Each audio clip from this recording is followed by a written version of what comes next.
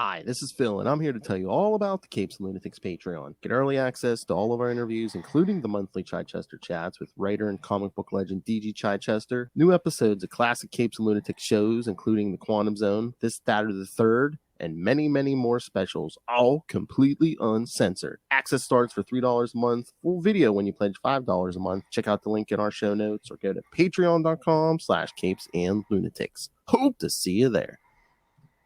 This is Jerry Conway, and you're listening to the Capes and Lunatics podcast. I'm here for Peter. Hey, you cut me off, you son of a... No, I didn't. How did I cut you off? What did you say? I'm here for Peter. Lots and lots of Peter. Is that what did I cut you off? Yeah, I was going to say, yeah. Anyway, welcome back to another episode of Ultimate Spider-Cast. That's what we're talking about. Anyway, I am Phil. Joining me, as always, that's that scourge of Peters everywhere. It is. Dang straight, it's Lilith flipping Hellfire. Don't you forget it. And speaking of giving Peter a hard time, yes, today we'll be talking about Zeb? Whoa! We'll get to our weekly drubbing of Zeb Wells later. But yes, right now we're covering Amazing Spider-Man 96, 97, and 98. The infamous drug story. The very first I was issue. going to go back to college, but then I got high. I was going to murder my son's friend, and then I got high. But yes, kids, the very first issues of Spider-Man do hit the stands without the Comics Code Authority as a seal of approval. And then they should have kept it off the newsstands for sure. And then years later, they were just like, the industry just said, F it, we don't need the Comics Code Authority. Yeah, the world got too rough and raw for it. Hey-oh. To Lilith Hellfire. Rough and raw, the Lilith Hellfire story. Well, rough, yes, but never mind. I don't do Twinkies or toasters. Got a little artwork by Gil Kane. Yes. All right, so we're gonna jump in, then we can talk new Spider books. The majority of them, well, at least half of them having an appearance by Carnage. Anyway, did you see that? It's the Summer of Symbiotes. Yeah, I saw. Oh, good Lord. Yeah, I heard. What about it? Hey, guys, we're gonna hit you with something new. Symbiotes. We really are back in the 90s, aren't we? Mm-hmm. They know it's selling. I'm like, babes, you did that before, right? At least a few times we've done this before, but okay. I'm surprised it's on 18 parts and called Maximum Carnage. Ultimate Extreme Carnage. Yeah, with more pouches and bigger guns. Hey-oh. More bloody. All right. So let's jump in. Punisher, Ghost Rider, Wolverine, Blade, Wolverine, the Hulk, because he's back as Joe Fixit, causing trouble in bed. I'm just waiting on it. And if you want to be the 90s, every time we reboot with a new number one, Spider-Man will appear, whether it makes sense or not. No, it's just the bait and switch. He's just on the cover. Like I said, some of these books are only good for the variant covers at this point. Look at X-Men. Oh yeah, I saw. Is it 25 or 26 of Amazing Spider-Man coming up there? Like, there's a variant of just Spider-Man swinging over that bridge. Yeah, it's like, why don't you go take a long walk off a short bridge at this point, kid? Wow. But yeah, that started Bleeding Cool theorizing about something, but we'll get to that later. Yeah. All right, so let's get to this. So Amazing Spider-Man number 96, the original. Boy, it's a busy cover. The inverse of 69. Oh, true. What are you saying, Lilith? It's pooping in our face. My nemesis, 96. It's pooping in our face. Is that what you're saying? This one's got it all. A job for Peter Parker. The last fatal trip. Mary Jane knocks him dead, and the Green Goblin returns. Meanwhile, flash forward to 2023. We're about to knock Mary Jane dead. 1971. Oof. See all those hep cats on there? Yes. Amazing Spider-Man 96. May 1971. Oh, Lord. Cover price 15 cents. Cup of coffee and a sandwich. I don't know. Man, if comics were 15 cents, once again, if comics were 15 cents, I'd be buying a copy of everything in the store, you know? No, seriously. I know. Again, go back to printing them on cheaper paper. You know what? We'll be fine with it. Marvel, DC, we'll be fine with it. It makes your books more valuable if they can fall apart. The title, and now the Goblin. Gobble gobble. November? I know. Gobble gobble. Oh, I got one for a drop for you. Let the Goblin commence! Oh my. Out of the gooch. Oh no, not the gooch. Norman the Gooch Osborn. He's something, all right. Hey-oh. I think calling him as a gooch is offensive to all gooches everywhere. With his European carry-all.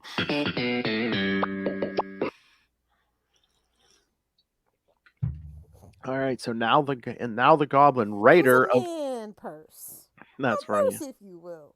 Oh my. And of course, who could write this but none other than Stan Lee. Excelsior.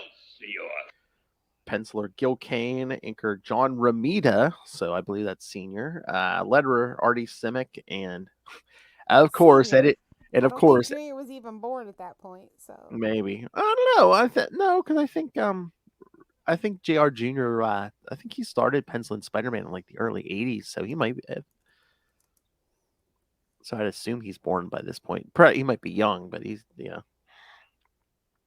And of course, editing his own work. Excelsior. Stanley. Oh boy.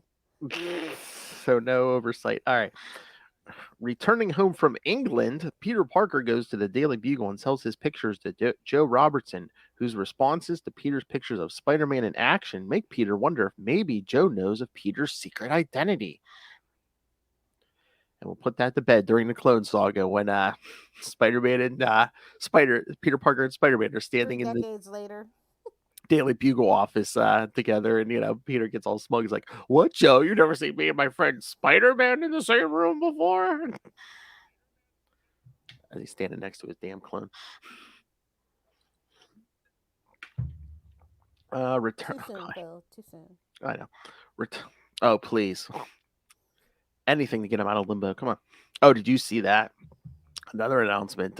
Amazing Spider-Man Annual 1 is coming. Is it in the summer or the fall? Oh, it might be August. But Hallows Eve is showing up, I guess. I don't know if it has something to do with, I don't know if she's going to be trying to spring Ben out of limbo. So we possibly may be killing Mary Jane, and we're still going to keep crapping on Ben. Zeb, you know what the readers want, don't you? Just pissing everyone off. Returning to his classes, Harry asked Peter to join him out to see Mary Jane's performance on an off-Broadway show. Yeah, I heard it's over at bowling alley. Peter reluctantly agrees when Harry offers to pay Peter's way in. Who is this, Costanza? While web-slinging as Spider-Man, Peter thinks about Harry's father, Norman, and their past as foes when Norman was the Green Goblin. He decides to take Norman up on his offer for a job. Hail. Deciding it's about time. Desperate when. Deciding it's about time he got a real job. Hail. He meets with Norman, who takes Peter's request into consideration and tells Peter he will be attending the show as well.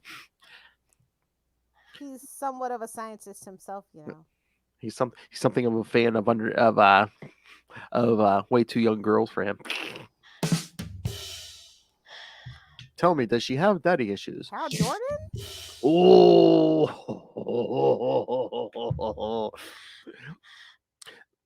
He's not trying to age her up. He likes her just the way she is.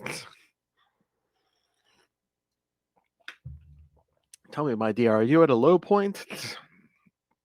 Can I fantasize about you? Web slinging across town, Spider-Man stops on his way to MJ's show when he spots someone strung out on drugs and saves him from falling off a building. He turns him over to paramedics where the druggie is resuscitated. Spider-Man quickly leaves and changes into Peter Parker to join the others. When Randy Robertson finally joins them, he gets into a brief argument with Norman Osborn Randy! about the reality of drug abuse in the city. They took our jobs! They took you to... They took our drugs!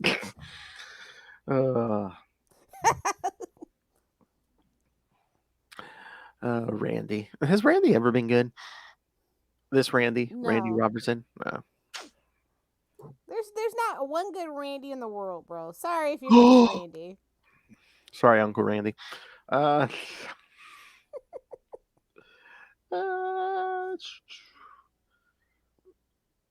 know, Well, but in popular culture, name me one good Randy. I'll wait. That's true.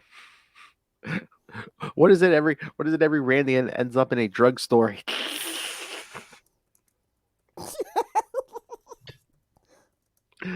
I need some South Park drops. Peter ends up getting the ire of Harry when Mary Jane ends up paying more attention to Peter. During the show, Peter's spider sense warns him of danger. Well, yeah, sitting next to Harry Osborn.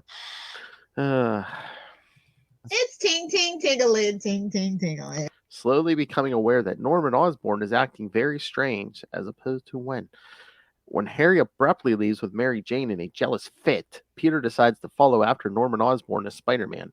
Following Osborn into one of the Green Goblin's old safe houses, because again, kids, supposedly he gets amnesia. Peter is shocked to find that Norman's Green Goblin memories have returned and that he's waiting for Spider-Man in full costume.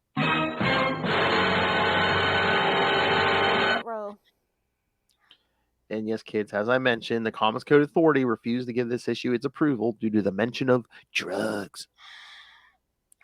And Peter recounts how Harry's father, Norman, discovered Peter's secret identity as the Green Goblin. This happened in Amazing Spider-Man 39 and 40. Peter's identity They always do what Riverdale did. They just made up drug names like Foot Flat Flizzle and... They did! It's a real thing that happened, bro. Riverdale is like a fever dream. Hey, man, Marvel wanted to warn kids about the dangers of real drugs, not. Well, this was before Nancy Reagan, right? So. Oh yeah, Nancy Reagan was in the 80s. Just say no. DARE program and whatnot, the biggest failure ever.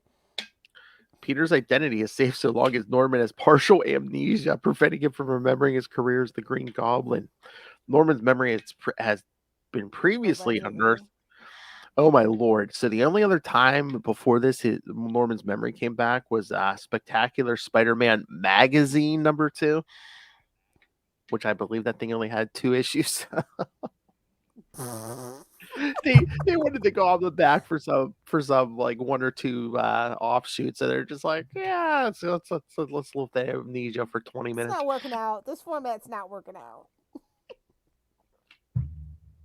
He was just getting the sweats for how long? This is the first above ground comic book to be published without the clearance of the Comic Book Authority Code. At the time of its publication, the code was strict on depicting drug use in comics, and that any works that featured the use of drugs, regardless of context, would be rejected. Since this story dealt with the negative aspects of drug use and depicts people suffering drug overdoses from drug use, the code rejected the story. Stan Lee felt that the story, which reflected drug use in a negative light, was too good to pass up and had the story published without code approval. The story was a milestone story, and due to its success, its publication ultimately led to the loosening of restrictions that the Comics Code Authority imposed on creators in terms of story content. So, Stan Lee changed. When you have Stan Lee editing Stan Lee. Yeah, and again, hey man, say what you will about him, man. He bucked the system and he changed it. Excelsior! Oh, I think I did see I think it's in June sometime. I think Disney Plus is doing some kind of Stan Lee biography or something. overdue if you ask me. But Oh okay. yeah, I think it's premiering at some movie, whatever, and then yeah, and I think it says it's going to be streaming in June sometime. I think I'm gonna have to do an episode of Capes on that because who's going to be chomping at the bit to do that. He'll be like, "Did you see it? Did you see it?" When Marvel and Disney merged, I just know he creamed his jeans, bro. I just know it. We're doing me now. I wonder if he still rose that idol. Oh, maybe he'll have the idol during Guardians of the Galaxy review. Probably. He's gonna take it to the movie like his date. Got its own little fluffy pillow for a pedestal, the whole deal. So it's laying on something, but not a pillow. All right. So thoughts on this first issue? I don't really have any thoughts. This is a primer. This is an intro. The action hasn't really started just yet. So. Yes. It's so funny that Norman Osborn owns like all this real estate and like everyone is like packed with like goblin gear. Because again, that's what happens when Roderick Kingsley becomes the Hobgoblin. Is basically he just starts raiding every building Norman Osborn ever owned, and like pretty much most of them have goblin gear. Can you imagine how? You're trying to say like Batman Bruce Wayne doesn't literally do the same thing? Oh yeah. But I'm just, oh my god. So it's like, but Norman really nitpick it. Norman didn't even do it as well though. Sorry, Ray. The chance is never zero. Oh, he loves it. Oh no, that's the Hellfire page. Well, if he's not gonna use it, I'm gonna start my Batman. Into the Dark Knight. What? I'm gonna start my Into the Dark Knight podcast. You mean We Are the Night podcast, which you already have? No, I want one where I just purely roast him. Who, Batman or Ray? Both are good. Into the Dark Knight, all to do with Batman. That's gonna be the intro. Mm-hmm. I'll join you. Suck it, Ray. You're not getting a shekel. You said, oh my god, that is the best one because he didn't even send that to me. He sent that to Noel, and I said, no, I need that audio. So he didn't even think that was going to come. There's no providence here, bud. He thought he's going to throw off a silly one or two lines, and we're going to be forgotten to history. Oh no, Ray. Batman, my favorite character. If Ray had a time machine, he would literally go back and stop himself from doing that. It's the only thing he would do, and then destroy the damn thing. I'm sorry, Finn, because I know as you guys are listening to this, your father's beating his head into a wall. All right, let's get to the next one. Amazing. Let's get to the action. Yeah, the goblin's really goblin in this one. Damn straight. Gobble, gobble. Amazing Spider-Man number 97, June 1971. In the grip of the goblin. Grow up, Phil. Me? You're the immature one. You laughed first. He goes limp in my grip. Spidey fights the goblin and lots more. Enough said. He's got him in a chokehold. He's trying to donkey punch him. Oh my. Whoa. Inker Frank Giacola joins John Romita. Was Sam Rosen her last time? But yeah, pretty. Wow, he's been around forever, bro. Who? Sam Rosen. Oh yeah. Oh yeah, I'm looking at that cover now. Yeah, he is trying to donkey punch him. Or give him a noogie, an atomic wedgie, something. Trying to donkey punch me now, bitch. Norman Osborn's Green Goblin persona has returned, and Spider-Man has stumbled upon him. After a brief battle across the city, the Goblin escapes, vowing to strike back at his arch nemesis. Changing back. I can't stress enough. Like, look, in Stan we trust, I know, and all that. But like the Goblin, like, doesn't make sense as like the arch nemesis of a spider-themed villain. I don't get it. Is it because they're both like creepy, spooky Halloween? I don't know. I know. Did anybody ever ask Stanley about that? Like, honestly, it's too late now unless someone else knows the secret. But somebody get his kids on the phone, man. I gotta get to the bottom of this. This always bothers me. When they just emphasize that it's his arch nemesis, and I'm like, are we sure? Or was he supposed to look like some kind of like some weird version of the Joker or something? Or I don't even think it's that, because he's definitely more Lex than Joker. Yeah. Like, if Lex had one bad day, he would definitely turn into the Green Goblin. Well, again, I mean, when done right, he's kind of like a weird combo of like Lex and Joker. Yeah. Whether they had a baby. Now that's the crossover we need. That's the amalgam next crossover we need. I mean, Joker already got pregnant once. Mm. It's like, read the damn comic. It's not what you think, idiots. Joker has a type, billionaires. Exactly. Well, not a bad type to have. Hey-oh. Too bad all the famous billionaires are less than attractive. So. Oh my. Not even for $1 billion, though. Not even for I half. I got a little integrity, just a little bit. Anyone? Would anyone here? Does anyone here sleep with a billionaire for? I just need somebody to research my love bot. Freaking research. That's it. Yes, but come on. There's got to be somebody who'll sleep with men just for their money. Why don't you sex me up?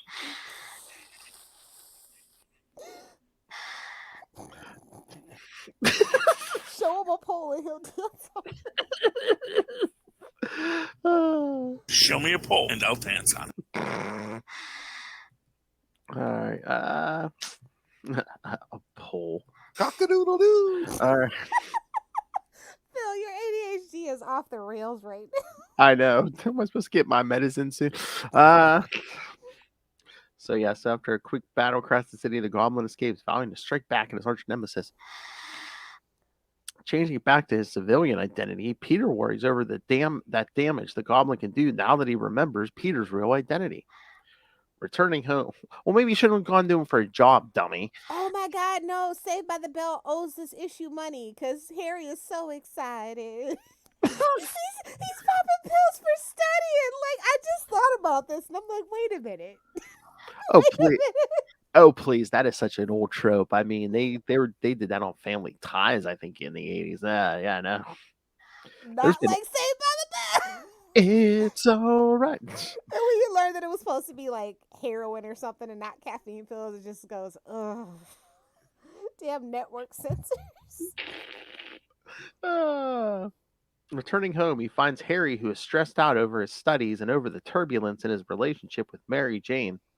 Peter, yeah, he's seeing more than he's seeing more than one Mary Jane, if you know what I'm saying. No, don't. No. We're not gonna confuse popping pills with marijuana, okay? Marijuana is natural. To quote Cat Williams, it is natural. It comes from the earth. It's just that if you so happen to set it on fire, more medicinal properties become apparent. Oh my God! I can't condone opioids. Like, that's not my thing. I would defend natural substances that you don't have to do anything extra to, but maybe set it on fire. The one true love of Lilith Hellfire's life. Smoked a doobie. Oh my! It calms the anger. It's a catch-all. It's a miracle, multi-purpose medicinal miracle. It calms the Hulk so she can turn back in the Bruce Hellfire. Okay, kid. Bruce Hellfire. Returning home, he finds Harry, who's stressed out over his studies and over the term. Peter becomes concerned when he finds out that Harry's been popping pills. Judgy ass friend. Peter's kind of a terrible friend. Can I be real with you? He's kind of a terrible boyfriend, kind of a terrible friend. Like, why do we root for Peter? Hell. like now that I'm like thinking about it, like, what? Peter's kind of just bad at life. Like, he's a bad nephew. He's a bad photographer. That's in canon.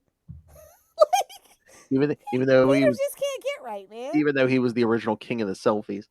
Yeah. Well, that's what makes it so funny, because if you remember Instagram in the beginning, it was cool to have blurry pictures. It was an aesthetic. So it kind of tracks. And he was doing it in the 60s. Yeah. Oh my god. Yeah, get off the pills, kid. I gotta go. I got bigger problems. I gotta go find your father and punch him in the face. The next day, when Peter and Harry head off to class, Mary Jane once more snubs Harry in favor of Peter. Oh my god, how bad can Harry be that she's like giving up, this little rich punk in favor of Peter? Peter scolds her.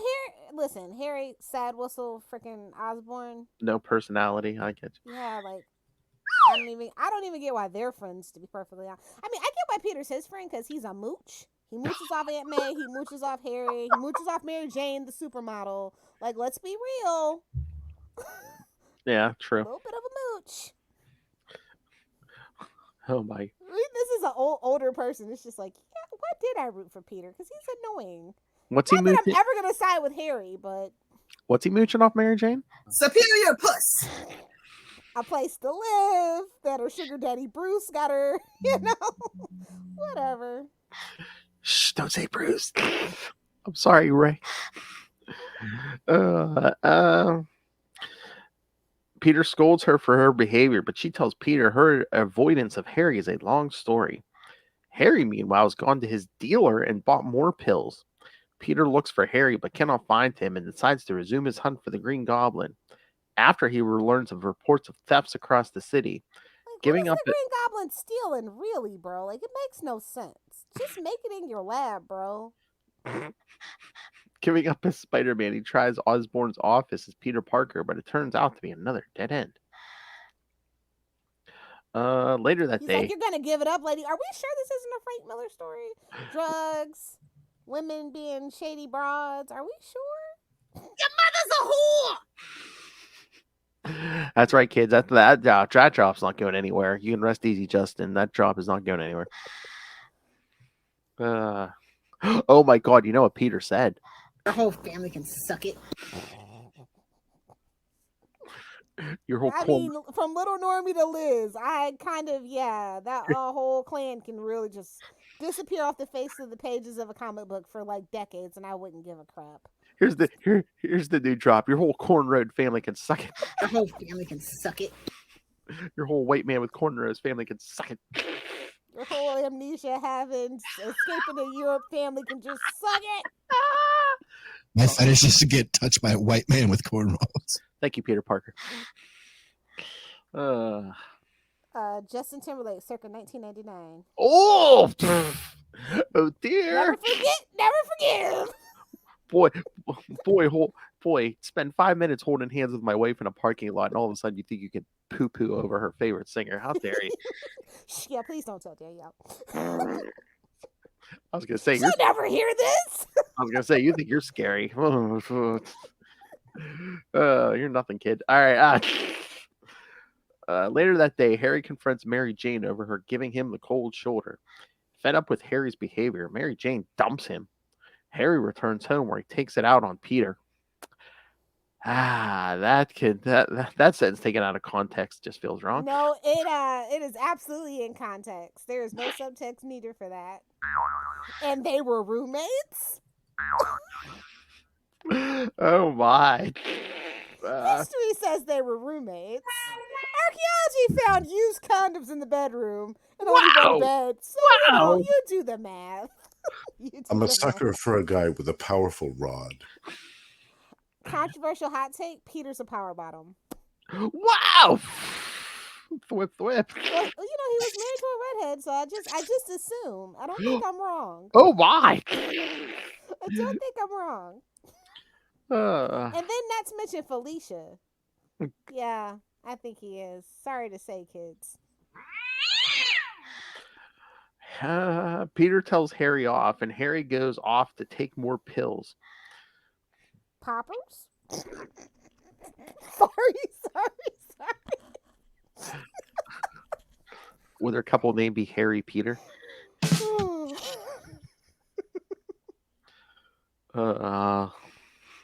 See, serious story about telling people about the dangers of drug use. It was written in 1971. This is so undamn relatable to now. It's a joke. It's like They're- Nancy Reagan telling freaking, Arnold on different strokes to say no to drugs. Be so serious right now, bro. What you talking about, Hellfire? Like it's just like, bro. They're giving these out as freebies at the door at Studio 54. Exactly. Uh, Bro, if you ever watch old videos from the 70s where everybody was all coked up, like white people had rhythm in the 70s. I don't know what they were putting in it. And disco was like the last good music form where everybody could dance to it. It's like y'all lost your rhythm. I don't know what happened. I mean, like, no, really. Just look up some of those, like, Studio 54s and, like, all those, like, parties. They were just up all night just going, bro. Everyone was hairy and had rhythm. Look at the porn. Even the penises had sideburns. Yeah. Mutton chops, even. Obviously not my preferred time for porn, but, to each their own. You couldn't even see. It was kind of like censorship. You couldn't even see what was going on. There was so much hair. I mean, I guess that's probably why they could play them in the movie theaters. You really didn't know what was going on. It just looked like someone going into a jungle. It was like, Third Burger Volume 10,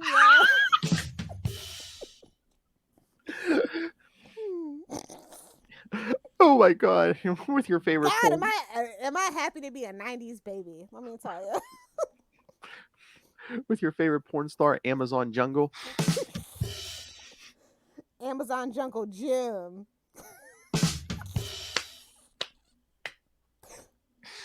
Classiest dick jokes in all of the internet. Bell bottom Betty.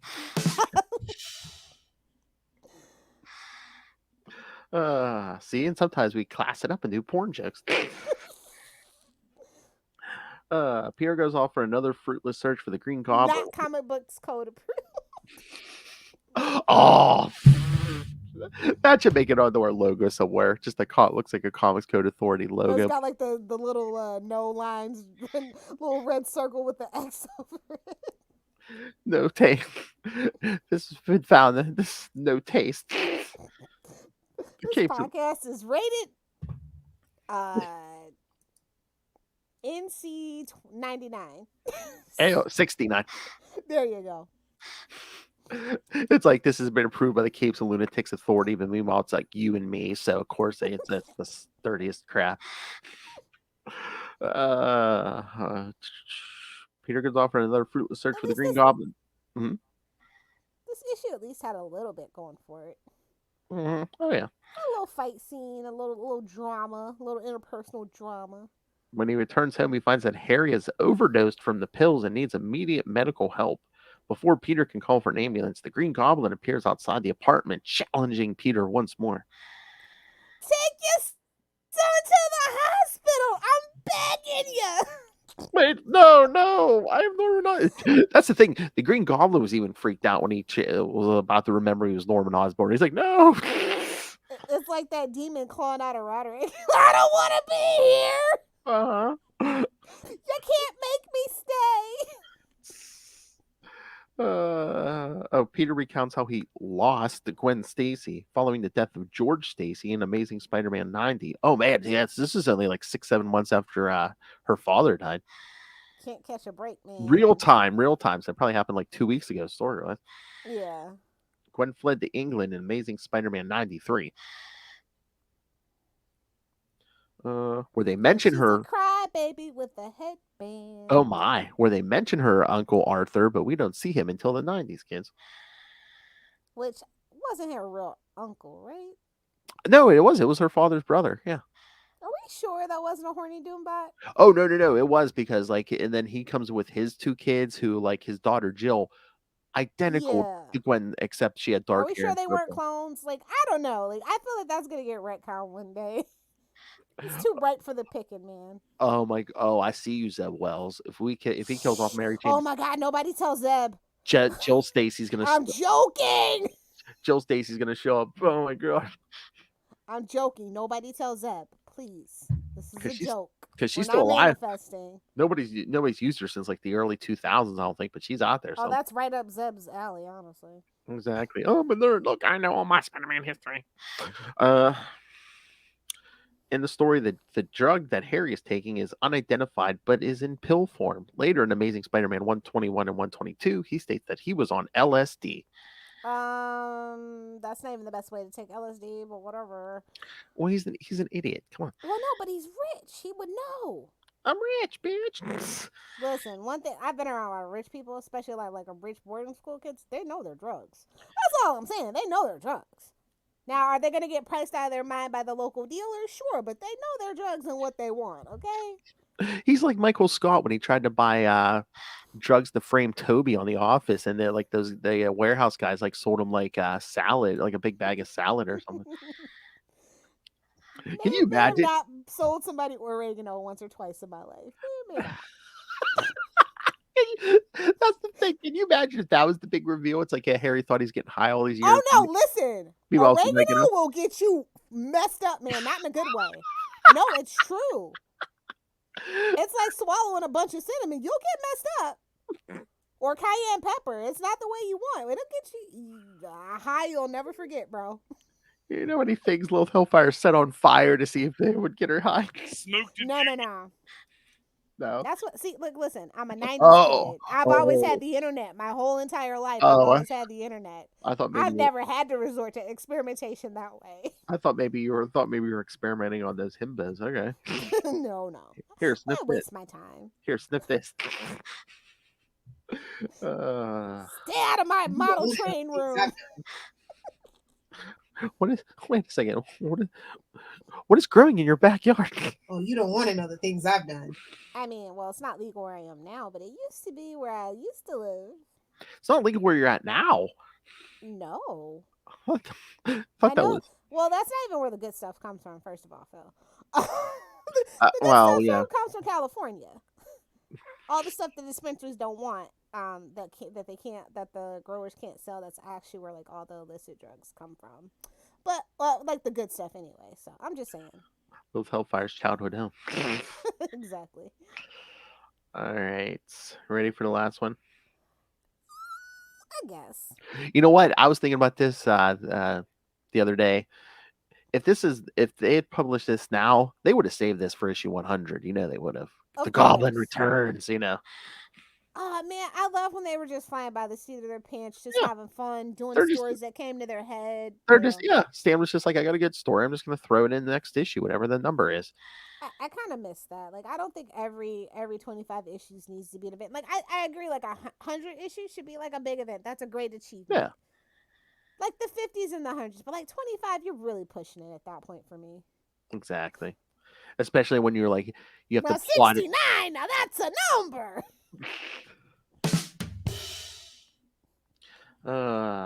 Yes, I know. Either do the 6 or do the 9. Now this is a nice cover of 98. I think it's the best cover out of the 3. Oh yes, as Spider-Man's like losing his grip, as the Goblin says. It goes limp in his grip, you say? The Goblin's power is he has that glider between his legs. That damn glider. That jet-powered glider between his legs. Well, like, strength. Oh my! Don't look. By the way, don't look in that Lilith Hellfire's closet in that third bedroom, kids. Hey, oh, don't worry. You need like a code, a couple of keys. I'm not worried about anybody getting into that. You need like you need some biometrics. You need a retina scan. A retina scan, fingerprint, saliva check. The whole thing. You need a retina scan, and while you're turning one key, the dog has to turn the other key with its mouth. It's like a submarine. We have to turn our keys at the same time. Turn your key, Moira.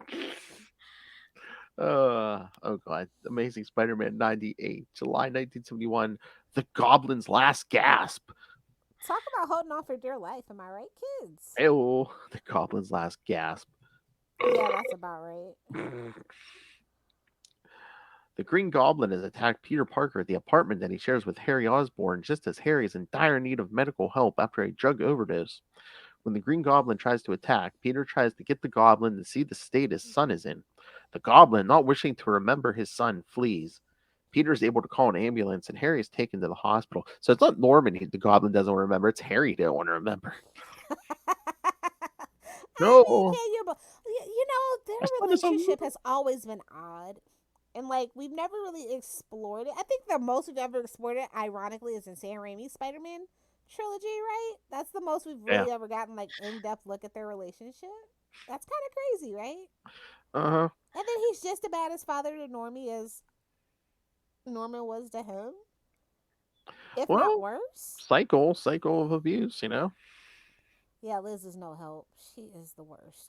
Oh, we'll get there in the new books. Yeah, for sure. No, I don't want to. The Osborns are just such a tragically sad family, man.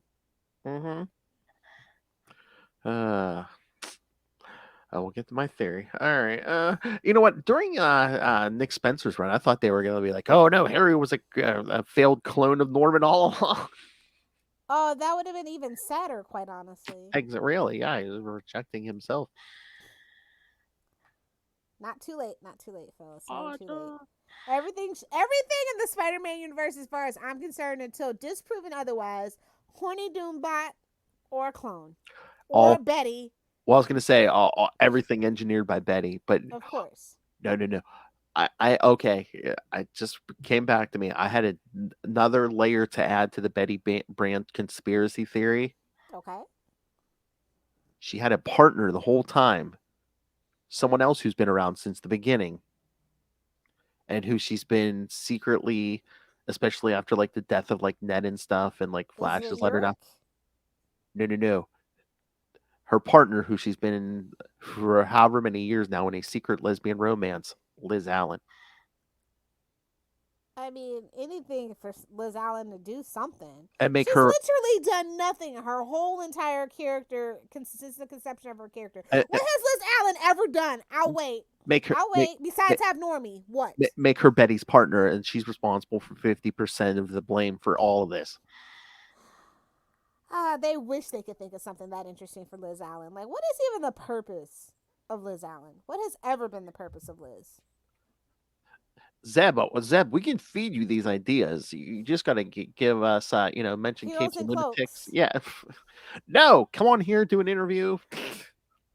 Push us. Come on. I mean, we haven't been that bad. I mean, I've seen how nasty the internet's been to him. We haven't been that bad. We're just fans and we're concerned. Come on. We're concerned fans, man. That's it. I don't think I've been nasty about it at all. I think I've been willing to give it a chance. But like I said, I kill Mary Jane so I can have one book off my list, man. And again, one less book to ship to Mexico. We'll sit down and brainstorm with you, kid.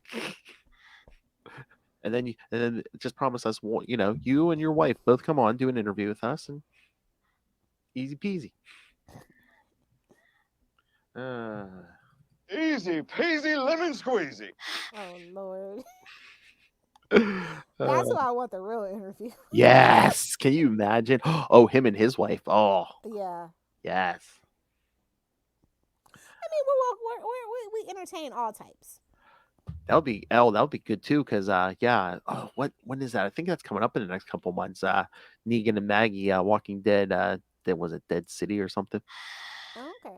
It's like a mini series. It's like 6-ish. You know, I'm not into the live action Walking Dead. I know, but I think it's only going to be like a 6-episode thing or something. So.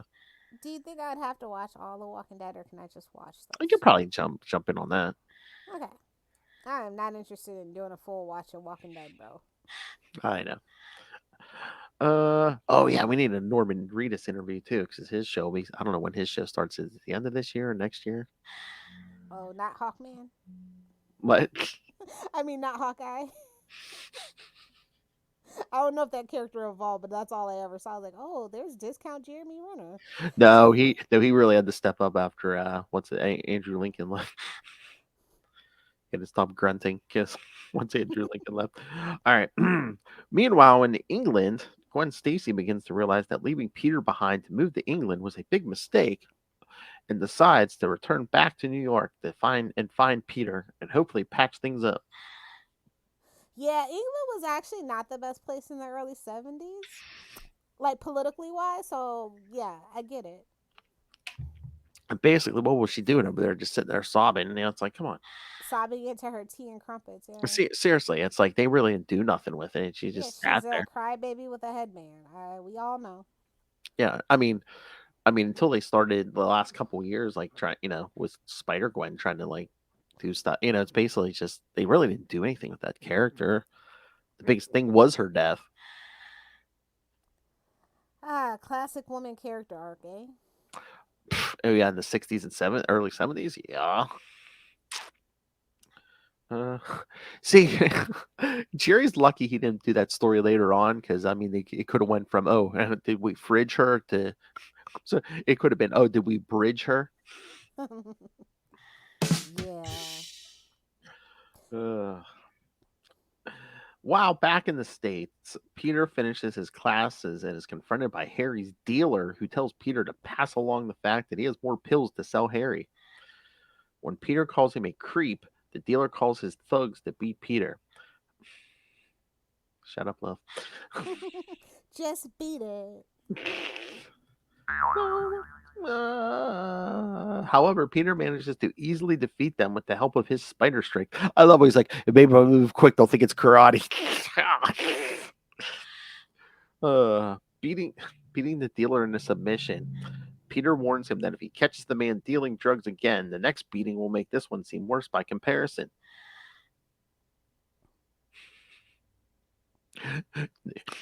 No comment. Lilith Hellfire.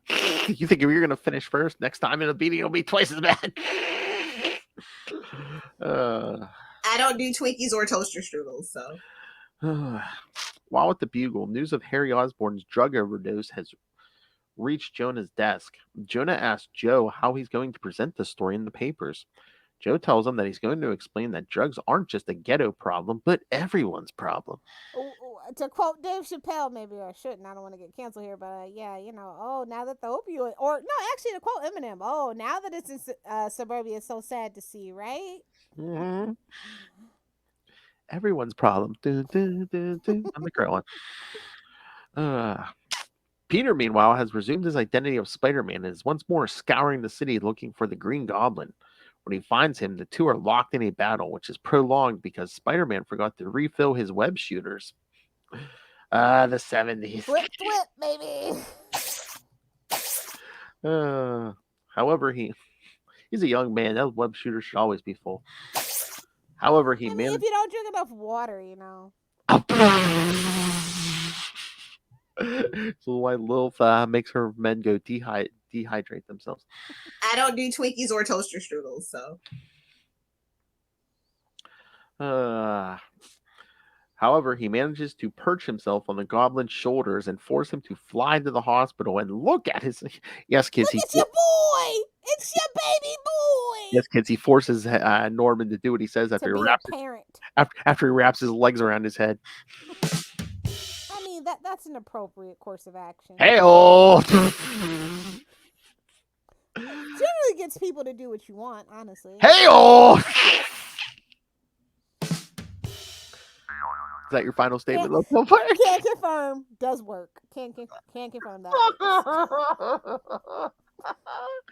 I don't want to say Lilith Hellfire has ever acted like as a helmet for certain young men, but realizing his son's condition causes the Green Goblin to return to his Norman Osborn identity and pass out. Peter then takes him back home, strips off and destroys his goblin costume, and leaves, hoping that this is the end of the Goblin Scourge. Things end happily for Peter when upon return... Why is he undressing an old man? There's so much... I know. There's so much subtext here, but I'm going to leave it alone. To make his life easier, Lilith, Things end happily for Peter when upon returning home, he's greeted by Gwen, who had just returned from England. She's like, "Good day, governor," and he's like, "Knock off your Madonna accent right now." Who remembers when Madonna just had a British accent for no reason? She was married to Guy Ritchie, I guess. Mm-hmm. Whatever. Come here, I'll show you, Big Ben. I think that's for the Scarlet Spider to say. Oh, nice. It's for Uncle Mephisto to say. All right, thoughts, Lilith? It's schmaltzy. It's it's wholesome. Yeah. It's not. They could. I mean, if we made this story in 2023, forget about it. Oh yeah, you see the needle going in the vein. Oh yeah. Oh yeah, absolutely. Yeah, no. Yeah, again, it's 1971, so Yeah, again, they pushed the envelope in their own special way, and they it kind they, of set a tone. they were still under the impression it was only children reading this. So I mean, if you think you're gonna end up in the hospital from doing drugs, yeah, sure. drugs are bad. Okay. Exactly. Well, all right. Let's talk about the elephant in the room, I guess. Which one? Wherever you want to start, Captain. Oh, I guess I can get to a Spider-Man guest appearance from the final issue of Joe Fixit. Oh, What? Have you read this series? 5? No, I told Yeah, you I it was was just, waiting. it was I just a read the mini. first one. Yeah, it's just a mini series. It was just a mini series. You know, their magic number is 5 these days. It's so off-putting. I know. It's not a nice even number. It's so off-putting. I know. Although I like 3, so I don't know. Yeah. I mean, basically, just a little wrap up because some Kingpin's there with some super villains he hired, and then other super villains are trying to take them down. So, I really liked the cover. oh yeah, I just haven't read them. Like I said, I read the first one and I just kind of forgot about it. They're just in a pile. and the interior art I think is even better than the cover. Oh yeah, that looks good. It looks a little smaller than usual though, but Hey-oh. But yeah, no, just basically this one's just the wrap up. Basically, just Spider-Man and Joe taking down some villains. well, from the first one that I read, it seemed like Peter was really having a lot of fun getting to do this. So I'm sure the excitement carried all the way through. Oh yeah, It's Vegas, baby. He was having fun. Yeah. That cover just screams, "We need the money. Gimme, gimme." Yeah, definitely.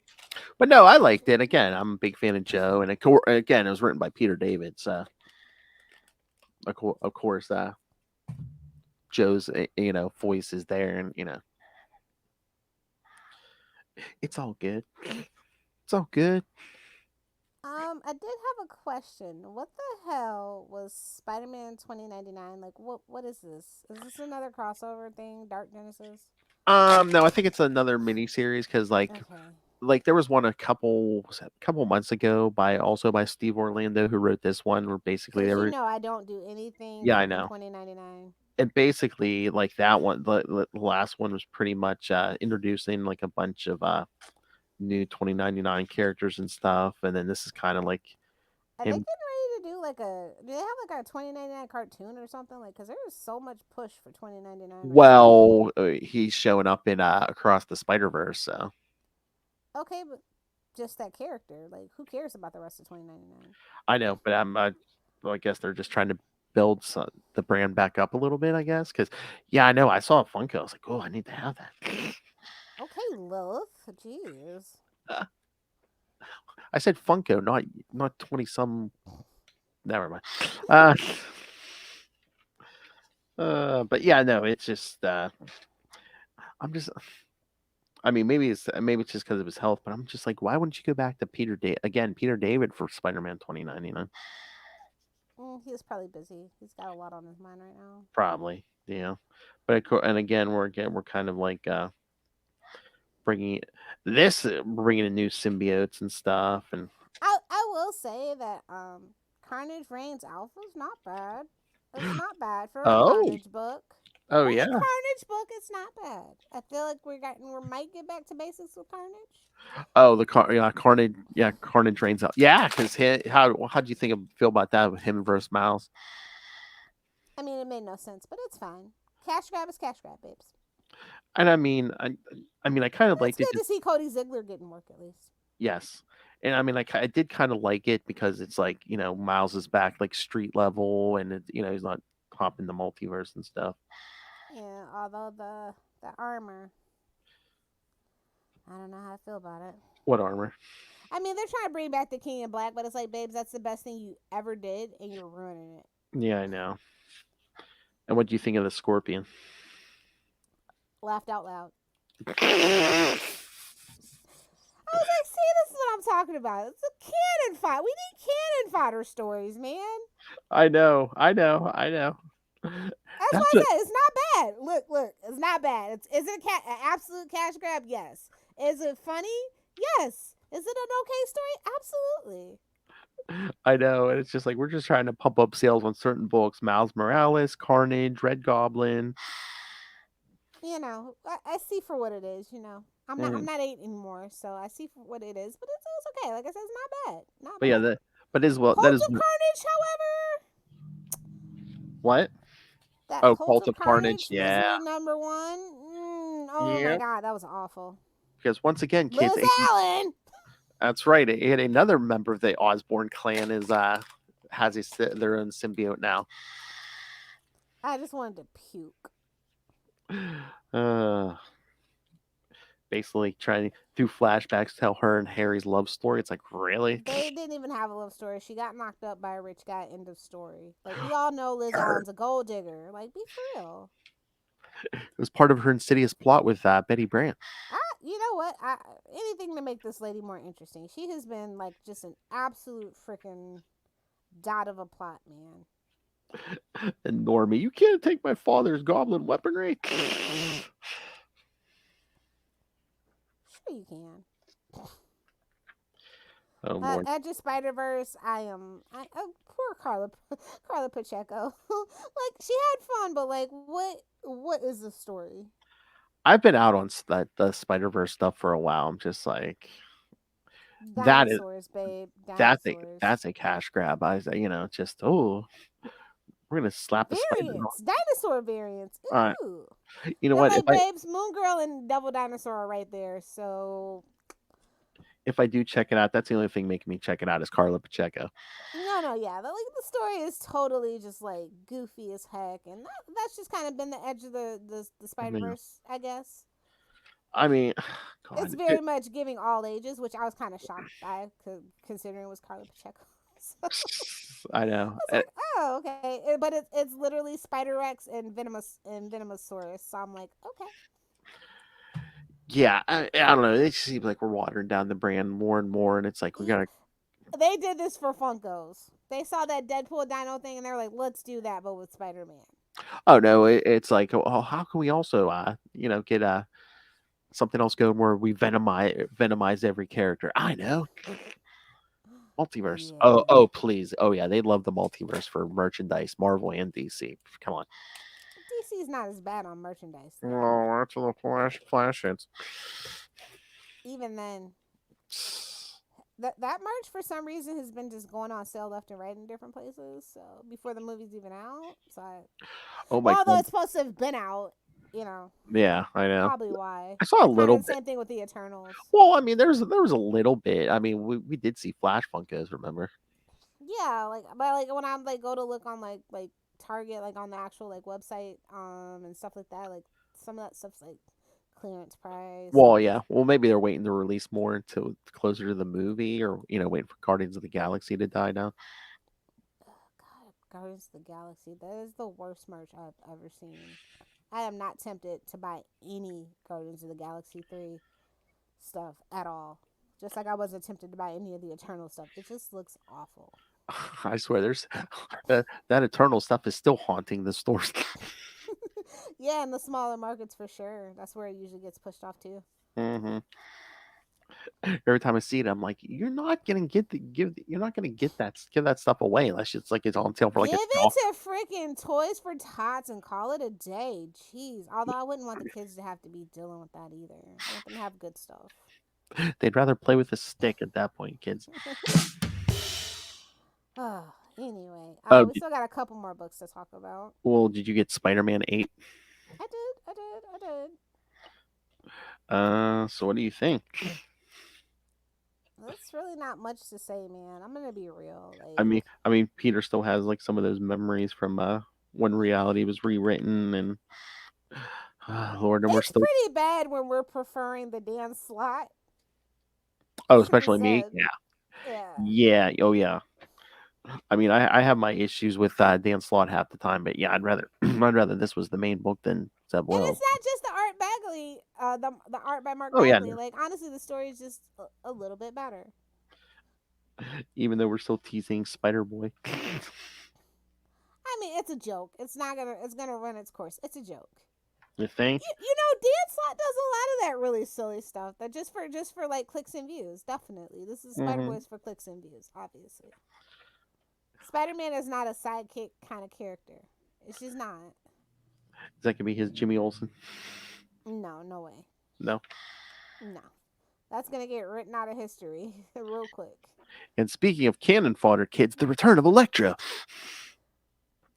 you think Electro's cannon fire? I think he's main Rogues Gallery staple. I don't know, man. You hit him with I mean, fire. he's a poor man's Mysterio, if you ask me. But you hit him with a fire hydrant, it's all over. So. Well,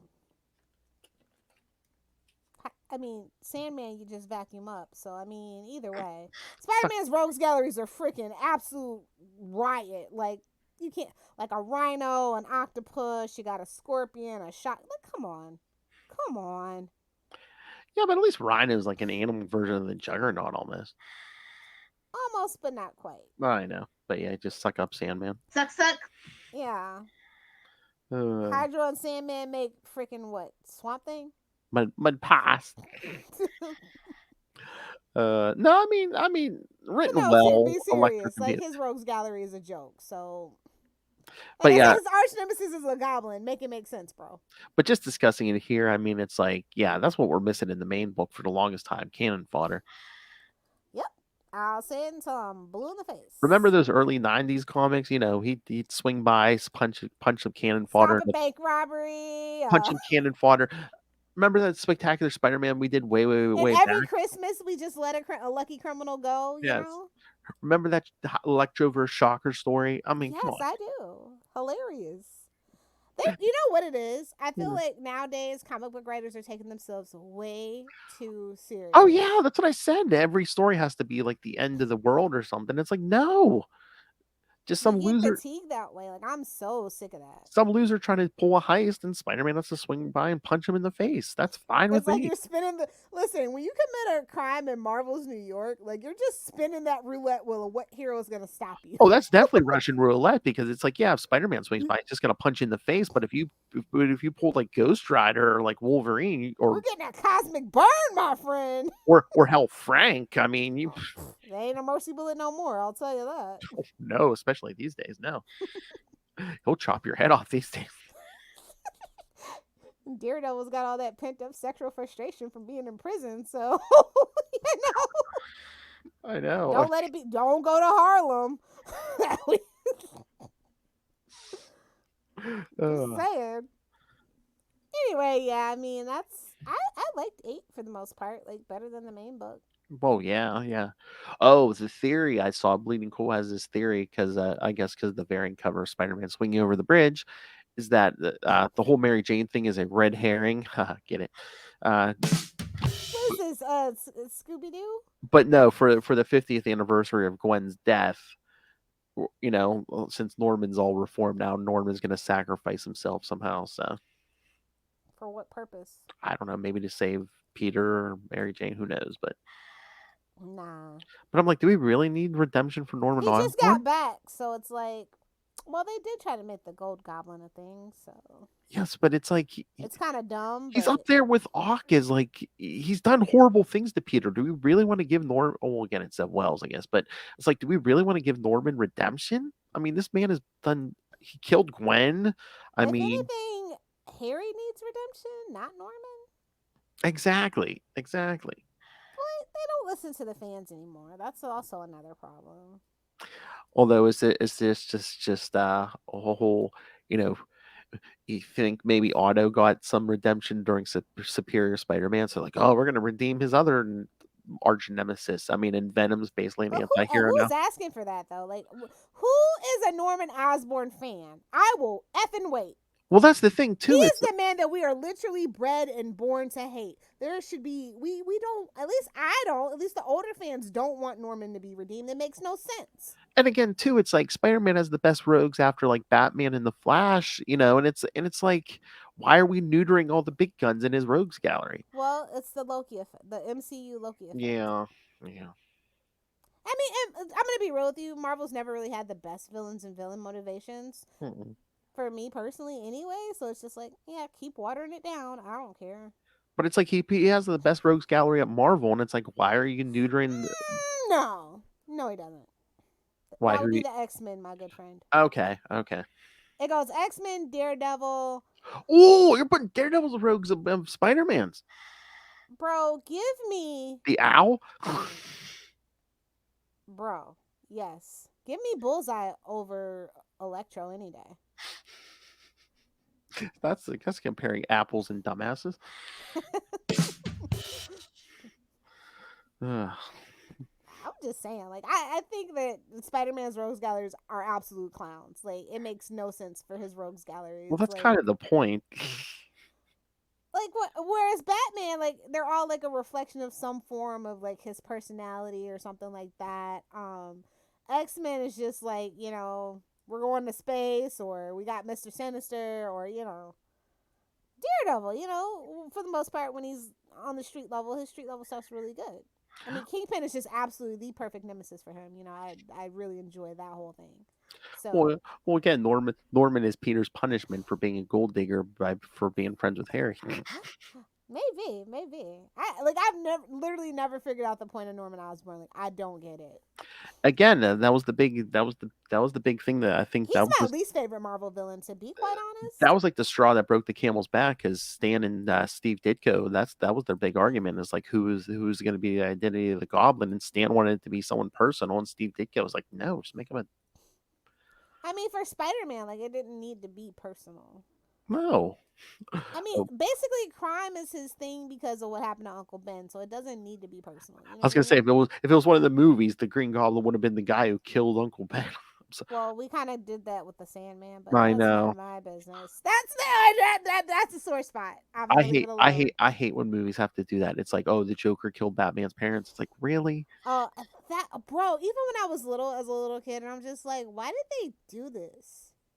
This is dumb. Because for some reason they always feel like they got to make it personal, and it's like, no, his parents were killed by some nobody, and it's like, now because it's Gotham, and now he fights to keep anyone else from suffering that. But it's like, bro, the randomness of crime, especially around the time that, like, the creation of Spider-Man in New York, like, it totally makes sense, right? It's just random. Oh, yeah. Bad things happen to good people, kind of thing. Early 60s, yeah.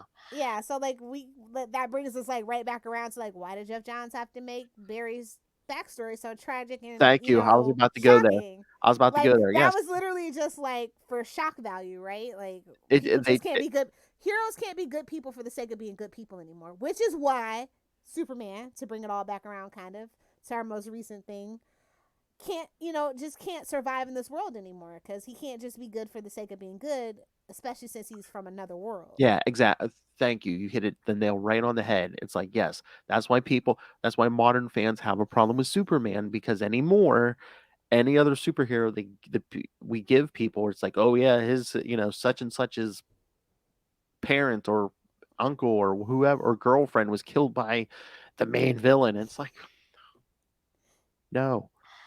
Again, like you said, Barry Allen didn't have any tragedy in his past before. He was a hero to be a hero. Yep.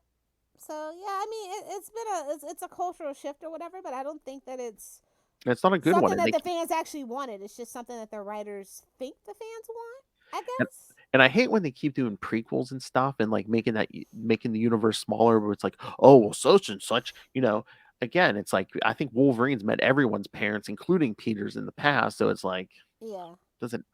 No, well, he's kind of, I guess, basically immortal, so it kind of makes sense. Well, yeah, he's old enough to do it, but I'm just like, why? Do you really have to do that? You have to ask yourself, just because you can doesn't mean you should. And I don't think comic book writers are really taking that into account lately. No. all the stupid stuff they need to have like a council of like comic book writers. It's like, hey, listen, the fans not really feeling what you're doing. You need to go back to basics. And it takes away the specialness of like some of your favorite characters, like when Jason Aaron did prehistoric of Avengers. Damn Odin, but it's like, but it's just like it's like I mean that tracks with the mythology of Odin. So he effed the Phoenix. Yeah, of course. God, I mean, you thought he was gonna let Namor beat him to it first? Be serious. Hey-oh. Yeah, a couple billion years they keep before Namor. Yeah. He's a drunk. He went back in time. That's the plot twist that they didn't talk about. He's like, I'm not gonna let Namor beat me to this. He's a drunk. He'll F any character. We're doing me now. I was gonna say, wait a minute. Should that be a relatable character for me? Because it's not. Don't mind me. I don't pay attention if I'm not talking. On that note, we should probably go so we can do the other podcast that we don't get paid for. Listen to her calling that drop.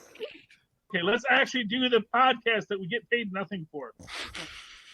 I just heard the greatest drop of all time. All right, kids. Here, I'm pulling up the schedule here. Although I know who's here next time.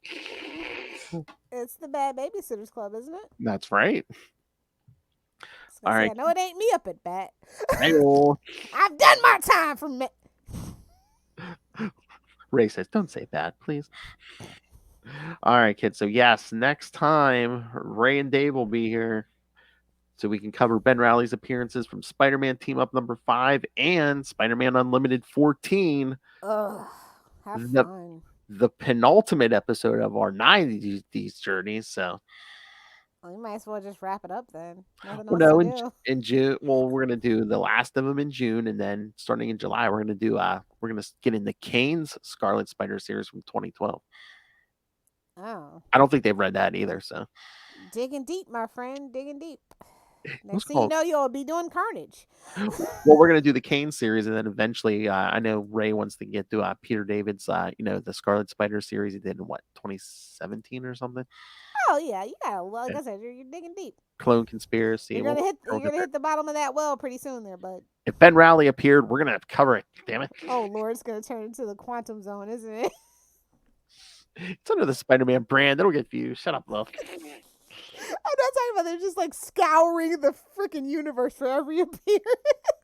All right, you asked for it. All right, kids. In June, here we go. Lilith is going to get, in week 1, Amazing Spider-Man Annual 25, Spectacular Spider-Man Annual 11, and Web of Spider-Man Annual 7, The Vibranium Agenda. Oh, no. Which I believe is guest stars. I have to do that and freaking Heroes Reborn? Oh, man. Send me your alcohol recommendations ASAP, guys. You and your whole family of dogs can suck it. Apparently. I believe guest stars Iron Man and Black Panther, I believe. Oh, God. Captain of Bad Life Choices and Captain of Unfortunate Choices. And then week 2, we will cover Web of Spider-Man 33, Amazing Spider-Man 295, and Spectacular Spider-Man 133, Life in the Mad Dog Ward. Oh, okay. No, that one's okay. And then week 3, we'll cover its sequel, Spider-Man 29 through 31, Return to the Mad Dog Ward. What's the theme here, Phil? Okay. 2 of them involve crazy people, and the first week will drive Lilith Hellfire insane. All right. And then, like I said, at the end of June, when there's a puppy, when there's like a turtle dropped off at your door, just know it was me. Why? So my son will go, "Oh, turtle!" Yeah. And then, like I said, last week of June, Ray and Dave will discover who the mastermind of the clone the clone saga was. Hopefully, it's not too anticlimactic for them. Again, they're asking me. Dave was asking me. He's like, am I gonna know who's? I'm like, oh, you're gonna know who it is. I'm like, I have no question. You're gonna know. You guys should just do a live read, honestly, just so they don't spoil it. How awesome would that be? I don't know if we have time for that, man. Dave's always ranting against some comic creator. We're talking about not Chuck Dixon, right? Oh no. Chuck's he loves Chuck. Up with Chuck. All right, kids. Dicking around with Chuck Dixon.